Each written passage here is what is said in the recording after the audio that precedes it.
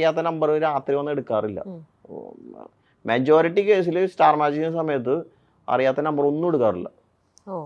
അത്രയും ഇതുള്ളവർ എനിക്ക് വാട്സപ്പിൽ മെസ്സേജ് ചെയ്യുമോ എന്തെങ്കിലും ഉണ്ടായോ, കാരണം അത്രയും കോൾസ് വരാറുണ്ടായിരുന്നു. ചില സമയത്ത് നമ്പർ ലീക്കായിട്ട് വരാറുണ്ട്. അപ്പോൾ ചിലപ്പോൾ ഓഫീസിലൊക്കെ കണക്ട് ചെയ്ത് വരുന്നത് ചിലപ്പോൾ യു എന്നൊക്കെ വിളിക്കുന്ന ആൾക്കാരാണ്. പക്ഷെ ഞാൻ എടുക്കാറില്ല. അത്രയും വേണ്ട ആൾക്കാരൊക്കെ മെസ്സേജ് അയക്കും. അപ്പോൾ ഇതുപോലെ 2-3 കോൾസ് ഇങ്ങനെ വന്ന് കിടന്നു, ഞാൻ എടുത്തില്ല. അപ്പോൾ എൻ്റെ ഒരു ക്ലോസ് ഫ്രണ്ട് എന്നെ വിളിക്കുന്നു, അവൻ്റെ കോൾ വരുന്നു, അവനെ റിപ്പീറ്റ്ലി വിളിച്ചോണ്ടിരിക്കുക. അപ്പോഴാണ് ഞാൻ കാണുന്നത്. അപ്പോൾ ഉറക്കത്തിൽ ഞാൻ എടുക്കുമ്പോൾ പറയുന്നു, എടാ ഒരു ആക്സിഡൻ്റ് ഉണ്ടായിട്ടുണ്ട്,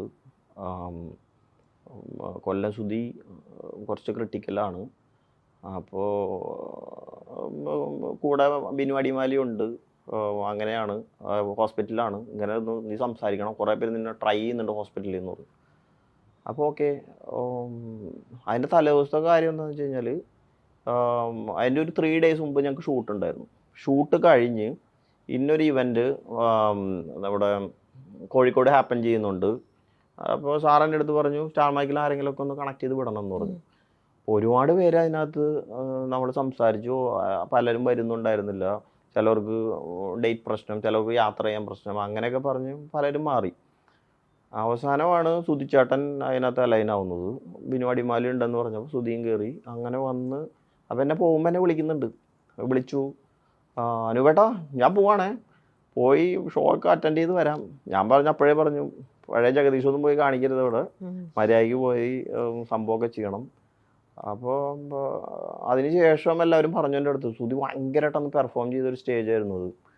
ഭയങ്കര കയ്യടിയായിരുന്നു. പുള്ളി സിംഗിളായിട്ടൊന്ന് പെർഫോം ചെയ്ത് ഒരുപാട് അവിടെ കയ്യടി വാങ്ങി എന്നൊക്കെ പറഞ്ഞു.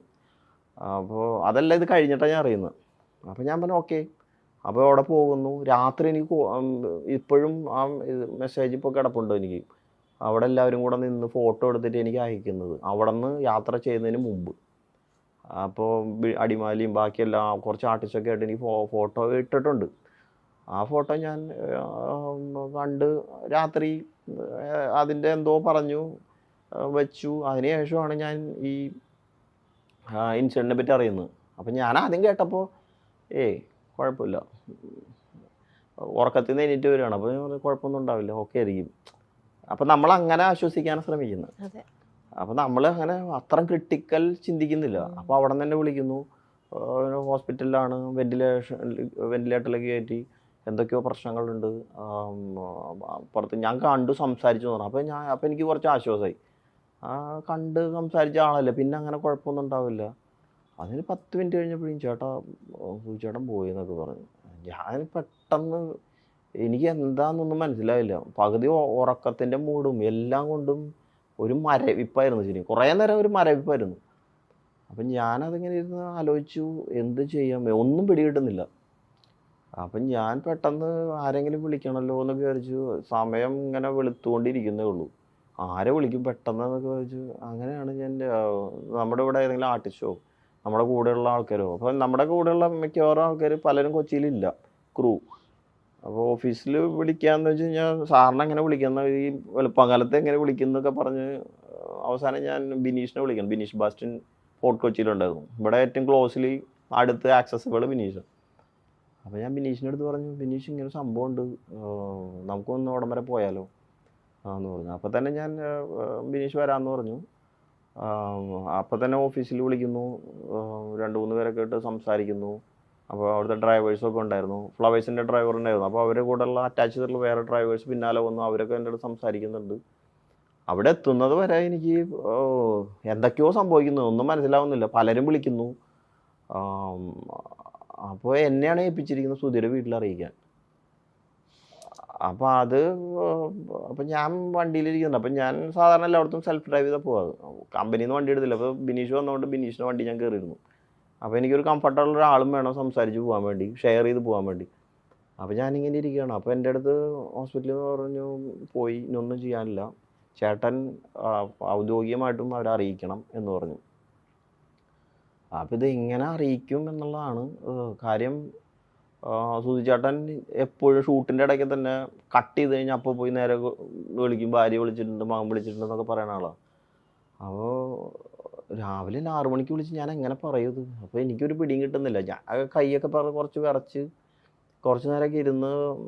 അപ്പോൾ ഞാൻ കൊടുങ്ങല്ലൂർ പോയിക്കൊണ്ടിരിക്കുക. കൊടുങ്ങല്ലൂരായിരുന്നു, ഹോസ്പിറ്റലിലാണ് സുധിയുള്ള ആ സമയത്ത്. ഞാൻ പോകുന്ന സമയത്ത് കോൾ ചെയ്യുന്നു. അപ്പോൾ ആദ്യം രേണു തന്നെ എടുക്കുന്നതെന്ന് തോന്നുന്നു. രേണു തന്നെ എടുത്ത്.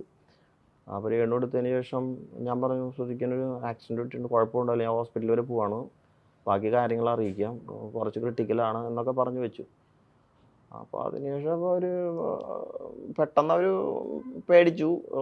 ഞാൻ പറഞ്ഞു കുഴപ്പമില്ല, ഞാൻ അവിടെ പോയിട്ട് എല്ലാം ടേക്ക് കെയർ ചെയ്തതിന് ശേഷം വിളിക്കാം. പക്ഷേ എനിക്ക് ഒറ്റയടിക്ക് പറയാൻ പറ്റുന്നില്ല. മരിച്ചു പോയെന്നൊക്കെ ഇങ്ങനെ ഇത്രയും വെളുപ്പാങ്കാലത്ത് പറയാൻ പറ്റുക. അപ്പോൾ ഞാൻ വിചാരിച്ചു അവിടെ ആരെങ്കിലും അടുത്ത് ഉള്ള ആൾക്കാരെ അസൈൻ ചെയ്ത് ഡയറക്റ്റ് പോയി പറയാമെന്നൊക്കെ വിചാരിച്ചപ്പോൾ ആരെയും ആക്സസിബിൾ ആയിട്ടില്ല. ആ സമയത്ത് ഐശ്വര്യ ഉണ്ടായിരുന്നു, നമ്മുടെ സ്റ്റാർ മാജിക്കിൽ. ഐശ്വര്യ കുറച്ച് ഓടിയെത്തുന്നത് കൊണ്ട് അതൊരു കുറച്ച് ബുദ്ധിമുട്ടായി എനിക്ക് തോന്നി. അപ്പോൾ ആർക്കും വീട് അറിഞ്ഞൂടാ കറക്റ്റ്. അതിനുശേഷം രണ്ടാമത്തെ ഞാൻ കോൾ എടുക്കുകയാണ്. അപ്പോൾ ശ്രുതിയുടെ മകനെടുത്തു.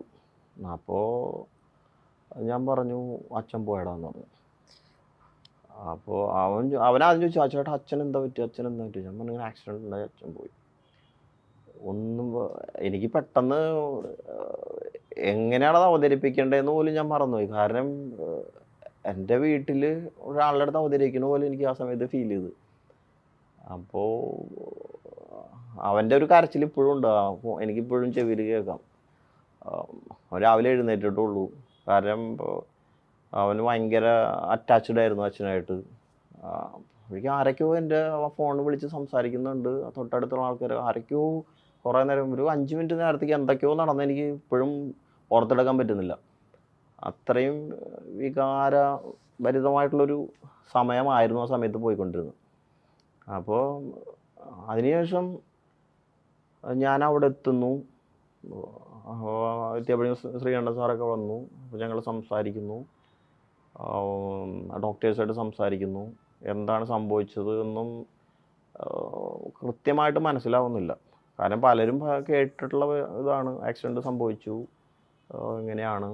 അപ്പോൾ വീട്ടിൽ നിന്ന് വിളിക്കുന്നു. അത് കഴിഞ്ഞ് രേണു എന്നെ വിളിക്കുന്നു, ചേട്ടാ എന്താ സംഭവിച്ചത്? ഞങ്ങൾക്ക് ആരുമില്ല, ഇനിയിപ്പോൾ എന്താ? ഞാൻ പറഞ്ഞു ഞാനിപ്പോൾ ഹോസ്പിറ്റലിലെത്തും, എത്തിയതിന് ശേഷം പറയാം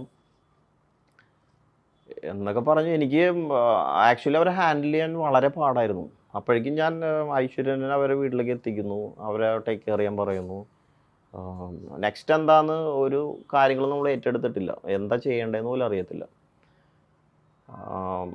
അപ്പോൾ കിച്ചുവാണ് എന്നെ ഇങ്ങനെ വിളിച്ചുകൊണ്ടിരിക്കുന്നത്. കിച്ചുവിനെ എനിക്ക് ആശ്വസിപ്പിക്കാൻ പറ്റുന്നില്ല. കിച്ചു അത്രയ്ക്കും അച്ഛനായിട്ട് അറ്റാച്ച്ഡ് ആയിരുന്നു. കാര്യം ഷൂട്ടിനൊക്കെ വരുമ്പോൾ മിക്ക സമയത്തും കിച്ചു ഉണ്ടാവും.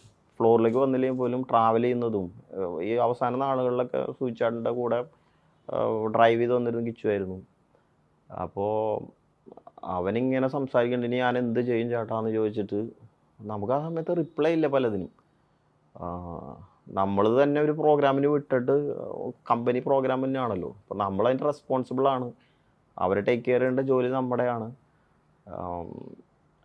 അതിലൂടെ പോകുമ്പോഴാണ് നമുക്ക് മനസ്സിലാവത്തുള്ളൂ എത്ര ഡീപ്പാണത്. എനിക്കത് ഇപ്പോഴും മനസ്സിൽ കിടക്കുന്ന ഒരു ഇൻസിഡൻ്റ്. അതുകൊണ്ടാണ് എനിക്ക് ഒരുപാട് ഓർത്തെടുക്കാതെ തന്നെ പറയാൻ പറ്റുന്നു. പിന്നെ ഞങ്ങൾ അവിടെ കയറി കാണുന്നു. അപ്പോഴേക്കും കുറച്ച് ആൾക്കാരൊക്കെ വന്നു. എല്ലാം അതിൻ്റേതായ പെട്ടെന്ന് കാര്യങ്ങളൊക്കെ നടക്കുന്നുണ്ടായിരുന്നു. ഒരുപാട് പേര് വരുന്നു, കാണുന്നു. ഞാൻ നേരെ അതിനുശേഷം എന്നെ ഡോക്ടർ പറയുന്നു കാണണമെന്ന് വിചാരിച്ചു. അപ്പോൾ ഞാൻ കാണണമെന്ന് പറഞ്ഞു. കണ്ട് അപ്പോൾ മോർച്ചറിയിലായിരുന്നു, കയറുന്നു. മോർച്ചറിയിലായിരുന്നു. അപ്പോൾ അങ്ങോട്ട് മാറ്റിയിരുന്നു. അതൊക്കെ പെട്ടെന്നായിരുന്നു. അപ്പോൾ ഇല്ല, നമ്മളത് 2 ദിവസം മുമ്പ് കണ്ട അതേപോലെ തന്നെ ഒരാൾ കിടക്കുന്നു. എനിക്ക് ആക്ച്വലി അത് കൺട്രോൾ ചെയ്യാൻ പറ്റുന്നുണ്ടായിരുന്നില്ല. വിനീഷാണ് എന്നെ പിന്നെ ചേർത്ത് പിടിച്ച് പുറത്ത് കൊണ്ടുപോയത്. ഇപ്പോഴും ആ സിറ്റുവേഷൻ എൻ്റെ മനസ്സിലുണ്ട്, കണ്ണിലുണ്ട് ഇപ്പോഴും.